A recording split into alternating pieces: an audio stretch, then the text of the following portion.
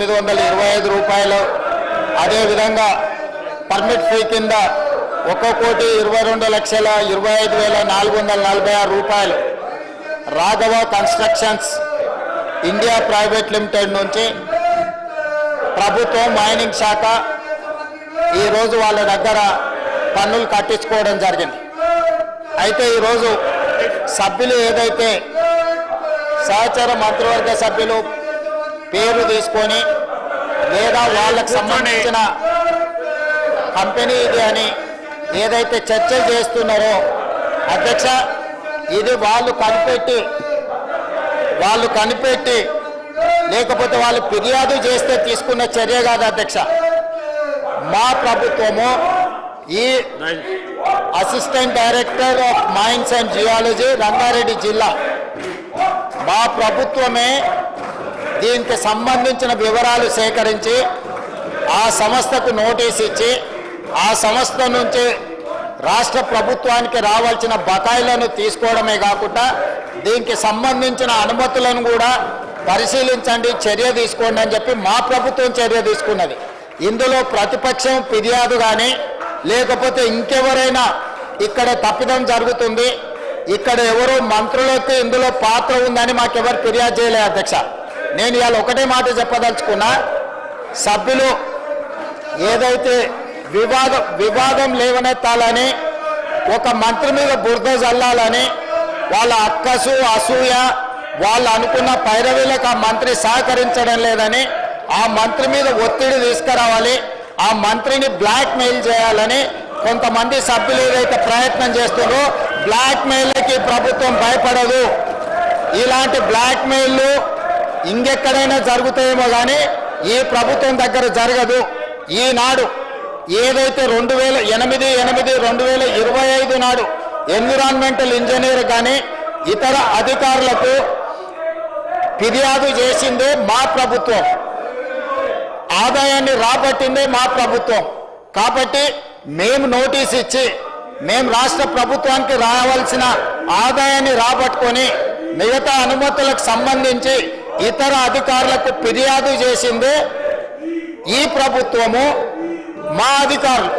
కాబట్టి వీళ్ళు కొత్తగా ఇందులో కనిపెట్టి కానీ నిజంగానే మా మంత్రులకు ఇందులో పాత్ర ఉంటే ఈ నోటీస్ ఇవ్వడం కానీ ఈ నోటీస్ మీద పన్నులు వసూలు చేయడం కానీ ప్రభుత్వం చేస్తుంది అధ్యక్ష. రాఘవ కన్స్ట్రక్షన్స్ ప్రైవేట్ లిమిటెడ్లో మా మంత్రి గారికి ప్రత్యక్షంగా సంబంధం ఉంటే ఈరోజు ఈ నోటీసులు ఇచ్చి ఈ ప్రభుత్వ ఆదాయాన్ని రాబట్టుకునే ప్రయత్నం ఎక్కడైనా ఏ ప్రభుత్వం అయినా చేస్తుందా? వాళ్ళ ప్రభుత్వంలో ఎప్పుడైనా చేసిందా అధ్యక్ష? ఈరోజు మా ప్రభుత్వము రాష్ట్ర ప్రభుత్వ ఆదాయానికి ఎక్కడ కూడా రూపాయి గండి పడకూడదు, ప్రతి రూపాయి రాష్ట్ర ఖజానాకు చేరాలి అని ఈరోజు మా ప్రభుత్వం, మా అధికారులు నిజాయితీతో, మా మంత్రులు చిత్తశుద్ధితోని చేపట్టిన చర్యల వల్ల ఈరోజు రాష్ట్ర ప్రభుత్వానికి ఆదాయం వచ్చింది. అయినా వివాదం చేయాలి, బ్లాక్మెయిల్ చేయాలి, ఆ మంత్రిని బెదిరించుకోవాలి, ఆ మంత్రి ద్వారా పైరవీలు చేసుకోవాలని ప్రయత్నం చేసిన వాళ్ళు పైరవీలు చెల్లుబాటు కాకపోవడం వల్ల ఈరోజు ఆ మంత్రి మీద బురద జల్లే ప్రయత్నం చేస్తారు. వాళ్ళు అడుగుతున్నారు విచారణ కావాలని. అధ్యక్ష, తమరి ద్వారా ప్రతిపక్షానికి తెలంగాణ ప్రజలకు నేను మాట ఇస్తున్నా, విచారణ ఆదేశించడానికి మా ప్రభుత్వం సిద్ధంగా ఉంది. ఆనాడు సిరిసిల్ల శాసనసభ నియోజకవర్గంలో నేరేళ్లలో ఇసుక బాధితులు దళితులను లారీ ఎక్కించి తొక్కిచ్చి చంపి అక్రమ ఇసుక రవాణా చేసిన సంతోష్ రావు వాళ్ళ తండ్రి రవీందర్ రావు గారికి సంబంధించిన నేరేళ్ల ఇసుక మాఫియా మీద విచారణ చేయడానికి మా ప్రభుత్వం సిద్ధంగా ఉంది. అదేవిధంగా అధ్యక్ష, survey number 168 Sirisha geo granites, దీనికి సంబంధించి ఆంధ్రప్రదేశ్కు సంబంధించిన ఒక ఎక్స్ ఎమ్మెల్యేను బెదిరించి అక్కడ స్లోగన్లు ఇస్తున్న గతంలో మైనింగ్ శాఖ మంత్రిగా పనిచేసిన వ్యక్తి ఏదైతే వాళ్ళ మైనింగ్ లీజు రాపించుకొని అక్రమంగా మైనింగ్ చేసిండో దీనికి సంబంధించిన దాని మీద విచారణ. అదేవిధంగా మిడ్ వెస్ట్ గ్రానైట్కు సంబంధించి ఈ రోజు రెవెన్యూ మంత్రి గారిని బ్లాక్మెయిల్ చేయాలని ప్రయత్నం చేస్తున్న ఏ శాసనసభ్యుడైతున్నాడో వాళ్ళ తమ్ముడి పేరు మీద ఇల్లీగల్గా మైనింగ్ చేసుకొని వారి దగ్గర మైనింగ్ శాఖ ఉన్నప్పుడు ఏదైతే illegal mining mid west granites కు సంబంధించి ఏదైతే దోపిడీ జరిగిందో వాళ్ళ తమ్ముడినే స్వయంగా పెట్టి ఈ దోపిడీకి పాల్పడ్డాడు మిడ్ వెస్ట్ గ్రానైట్స్ మీద విచారణకు ఆదేశిస్తాం అధ్యక్ష. అదేవిధంగా అధ్యక్ష, శ్వేత గ్రానైట్స్ గంగుల కమలాకర్ గారు శాసనసభ్యులు మాజీ మంత్రి వాళ్ళ కుటుంబ సభ్యులకు సంబంధించి అక్రమ మైనింగ్ జరిగిందని ఈరోజు రాష్ట్ర ప్రభుత్వం విజిలెన్స్ అండ్ ఎన్ఫోర్స్మెంట్ నివేదికనే కాదు ఈడీ ఎంక్వైరీ కూడా జరుగుతుంది. కాబట్టి శ్వేత గ్రానైట్స్ కు సంబంధించి శాసనసభ్యులు గంగుల కమలాకర్ గారి కుటుంబ సభ్యులకు సంబంధించిన ఇల్లీగల్ మైనింగ్ మీద ఈ రోజు విచారణ ఆదేశించడానికి మేము సిద్ధంగా ఉన్నాం అధ్యక్ష. అదేవిధంగా గాయత్రి గ్రానైట్స్ వద్దిరాజ రవిచంద్ర ఏదైతే అతని కంపెనీ మీద మొత్తం నోటీసులు ఇచ్చి ఫైన్లు పెనాల్టీలు వేసి అతను లొంగ తీసుకొని వాటిని మళ్ళీ తగ్గించి ఆర్బిట్రేషన్ లో తగ్గించి అక్రమంగా గాయత్రి రవి గ్రానైట్స్ ఏదైతే రాపించుకుందో రాజ్యసభ సభ్యుడు గాయత్రి రవిచంద్ర వద్దిరాజు రవిచంద్రకు సంబంధించిన అక్రమ మైనింగ్ల మీద ఈ రోజు విచారణ వేయడానికి మేము సిద్ధంగా ఉన్నాము అధ్యక్ష. ఈ రోజు ఇప్పుడు నేను చెప్పిన నేరెళ్లకు సంబంధించిన ఇసుక మాఫియా మీద, శ్వేత గ్రానైట్స్ కు సంబంధించిన దాని మీద, గాయత్రి గ్రానైట్ కు సంబంధించిన దాంట్ల మీద, అదేవిధంగా శిరీష జియో గ్రానైట్స్ కు సంబంధించిన విషయంలో మిడ్ వెస్ట్ గ్రానైట్ కు సంబంధించి హరీష్ రావు గారు సొంత తమ్ముడు మహేష్ రావు గారు వారు మంత్రిగా ఉన్నప్పుడు దోపిడీకి పాల్పడ్డాడు.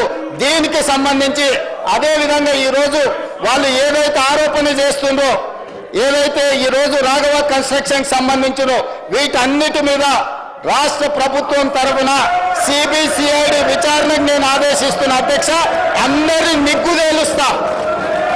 కొల్లగొట్టింది మీరు.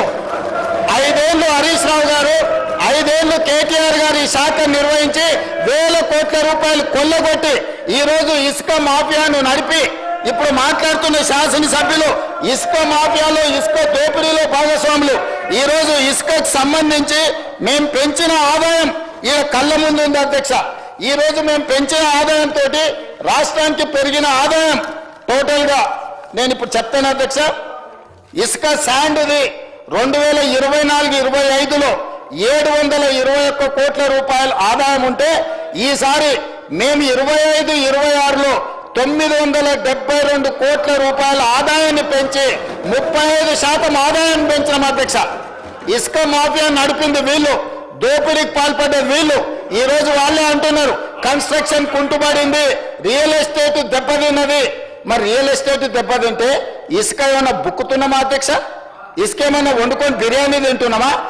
ఆనాడు మేము 2024-25లో తీసుకొచ్చిన ఆదాయం కంటే మేము ఈరోజు 35% పెంచినాం అధ్యక్ష. రియల్ ఎస్టేట్ కన్స్ట్రక్షన్ పడిపోయినప్పుడు ఆదాయం పెరిగిందంటే సంవత్సరానికి 1000 కోట్ల రూపాయలు కేవలం ఇసుకల్నే హరీష్ రావు గారు, కేటీఆర్ గారు ఈ దోపిడీకి పాల్పడి ఈ మాఫియాకు నాయకత్వం వహించింది హరీష్ రావు గారు, కేటీఆర్ గారు. మొదట్లో హరీష్ రావు గారి దగ్గర ఉండే శాఖ ఆయన అడ్డగోలుగా దోపిడీకి పాల్పడుతుండని కేసీఆర్ గారు ఆ శాఖను తొలగించి కొడుకు అల్లుడు మధ్యలో పంచాయతీ పడితే పంచాయతీ పెంచడానికి హరీష్ రావు గారి దగ్గర ఉన్న శాఖను తీసుకెళ్లి కేటీఆర్కి ఇచ్చాడు. కేటీఆర్ దోసుకోవడానికి అవకాశం ఇచ్చాడు. అందుకే అధ్యక్ష ఈ రోజు ఒక్కటే మాట నేను చెప్పదలుచుకున్నా. జూన్ 2, 2014 నుంచి ఈ రోజు వరకు ఇచ్చిన మైనింగ్ లీజుల మీద జరిగిన అక్రమాల మీద ప్రధానంగా ఇప్పుడు ఏవైతే సంస్థల గురించి, ఏదైతే అక్రమ మైనింగ్ల గురించి ఏదైతే నేను ప్రస్తావించను దీనికి సంబంధించి పూర్తి స్థాయిలో మన సిబిసిఐడి విచారణ చేసి ఇదే సభ వచ్చే సమావేశాలలో నివేదిక మొత్తం ఈ సభలో ప్రవేశపెడతాం అధ్యక్ష. ఇవాళ వాళ్ళ దొంగతనాలు కట్టుబడుతుందని, ఇవాళ వాళ్ళ దోపిడీని నిలువరించి ఇసుకలో ఆదాయాన్ని పెంచి మైనింగ్ లో ఆదాయాన్ని పెంచితే ఈ రాష్ట్ర ప్రభుత్వానికి మంచి పేరు వచ్చి గత 10 సంవత్సరాలు వాళ్ళు పాల్పడ్డ దోపిడీ ప్రజలకు అర్థమవుతుందని చెప్పి ఈ ప్రభుత్వం మీద బురద జల్లడానికి లొంగని మంత్రుల మీద ఆరోపణలు చేయడానికి ప్రయత్నం చేస్తారు. మీరు ఏం బురద జల్లినా భయపడ్డాడు ఎవరు లేడు. ఇవాళ మీరు మాట్లాడుతున్న ఈ నోటీస్ మేమిచ్చింది, ఆదాయం మేము రాబట్టింది, మీరేం కనిపెట్టలే, మీరేం ఫిర్యాదు చేయలే. మా అధికారులు, మా ప్రభుత్వం నిజాయితీతో పనిచేయబట్టే ఈ రోజు ఎవరున్నా కూడా దీని మీద విచారణకు ఆదేశించినాం. నేను ఈరోజు వాళ్ళు ఉన్నారు, వీళ్ళు ఉన్నారు, మంత్రులు ఉన్నారని ఉన్నా లేకున్నా వాళ్ళ పేర్లు తీసుకొని వాళ్ళ మీద బురద జల్లి మానసికంగా వాళ్ళను ఒత్తిడి చేసి బ్లాక్మెయిల్ చేసి భూములు రాపించుకుందామనే ఇట్లాంటి పప్పులు ఉడకవు అధ్యక్ష. ఆ కంపెనీలో మంత్రి గారికి కానీ మంత్రి గారి కుటుంబానికి సంబంధం లేదని ఆ మంత్రి గారు గతంలోనే చెప్పిండు. వీళ్ళు నిజ నిర్ధారణ కమిటీ అని అక్కడికి వెళ్ళి వీరంగం చేసిండ్రు. అప్పుడే ఆ మంత్రి గారు స్పష్టంగా నాకు నా కుటుంబానికి సంబంధం లేదు అని చెప్పిండు. బంధువులు